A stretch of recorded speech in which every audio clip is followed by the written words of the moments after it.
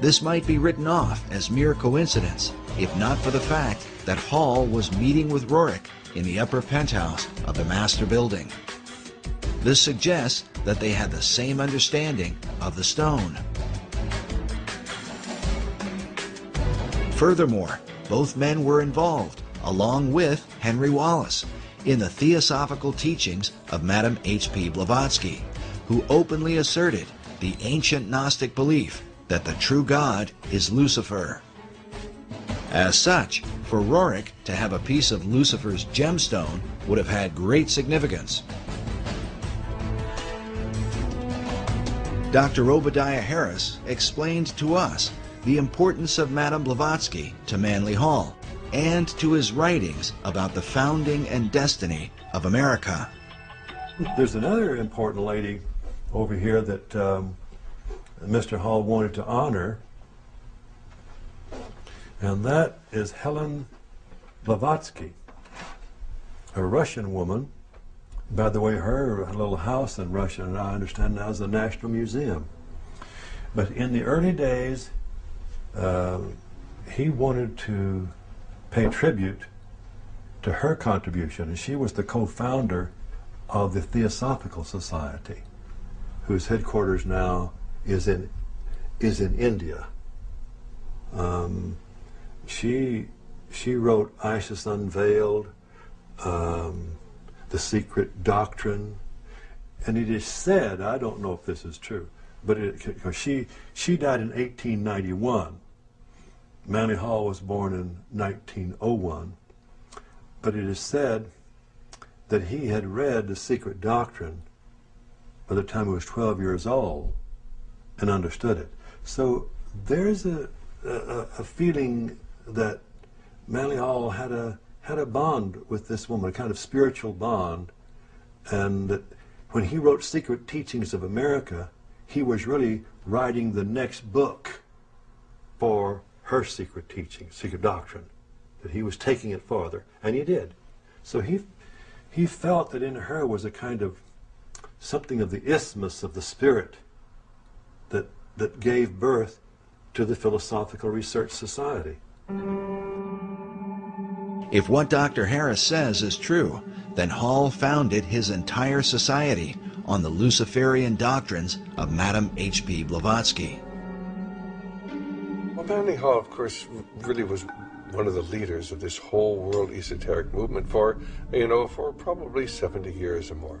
And he wrote extensively about the ancient mysteries, and he eventually joined the Masons, and of course moved up very rapidly to 33rd degree Mason, and then to the upper levels of Masonry, which are truly into the Luciferian, which most Masons have no idea even exist. In his writings, Hall said that when the Mason learns the mystery of his craft, the seething energies of Lucifer are in his hands. This quote comes from the book The Lost Keys of Freemasonry, that was first published in 1923, the same year the casket had been delivered to the Roerichs in Paris. The Luciferian Freemasonry described by Hall could very well have been known by such Masons as Henry Wallace and FDR, especially if FDR was so familiar with Hall that he sent emissaries to Hall's library. Also consider that FDR's successor, Harry Truman, a fellow Mason, had Hall's books on his shelves. And certainly, Manly Hall's view of Lapis Exilis as the gemstone of Lucifer would not likely have escaped the attention of Nicholas Roerich.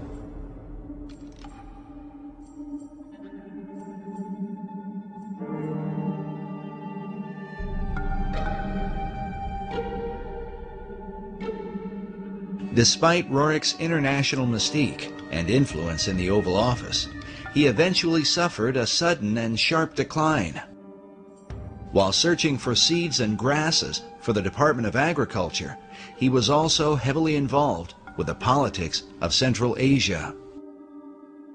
Buff Perry believes that prior to his fall, Roerich was working to amalgamate the countries of Asia into a united Buddhist theocracy that would ultimately be joined to a one-world government.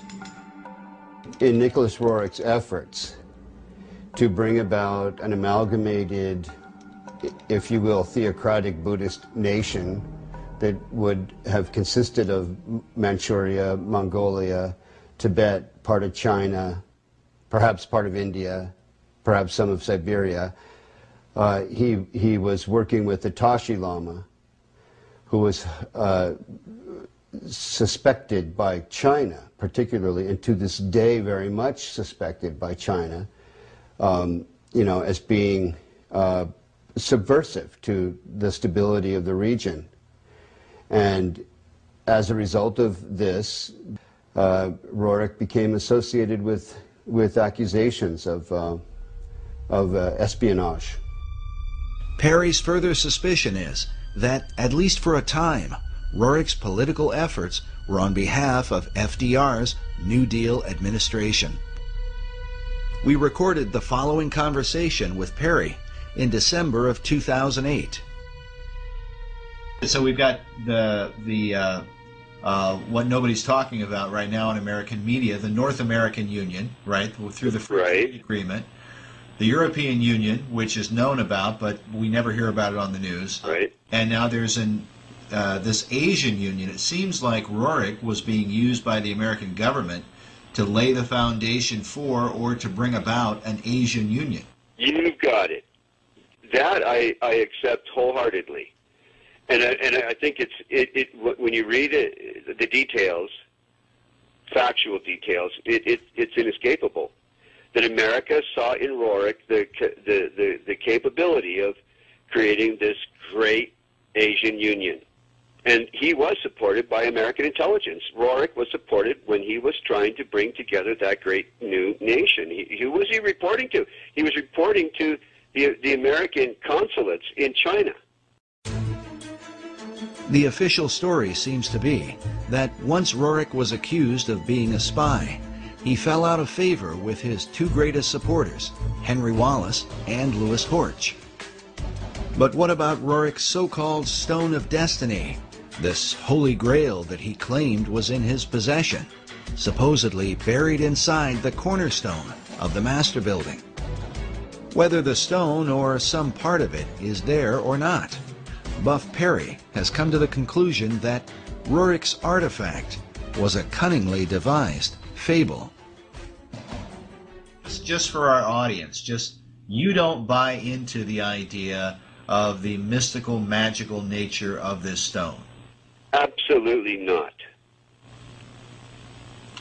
And you think it was a showpiece fabricated by the Roerichs, really to beguile guys like Henry Wallace, it seems like. Yes. I do. I do. When we first interviewed Buff several years ago, he seemed to have the impression that the Stone of Destiny was the same stone that Roerich had in his possession. Today, he believes they are not at all the same thing, and that perhaps this is what caused Wallace to become disillusioned with his guru. I think Wallace felt perhaps deceived when he's anticipating the arrival of what he called the Stone of Destiny in correspondence, and then ends up with, nothing in effect. Nevertheless, Perry still believes that Jacob's Pillow Stone, which is said to be the real Stone of Destiny, was brought to America by the Jacobites and may have been recovered by the French-Canadian explorer La Vérendrye in the 1700s. The La Vérendrye stone is, clearly has some association with the Stone of Destiny. But the whereabouts of the stone today are still unknown. As a Jewish researcher, the real stone holds special significance for Buff Perry. According to the Jewish belief, the Pillow Stone of Jacob is one of the original artifacts that was kept in King Solomon's temple in Jerusalem.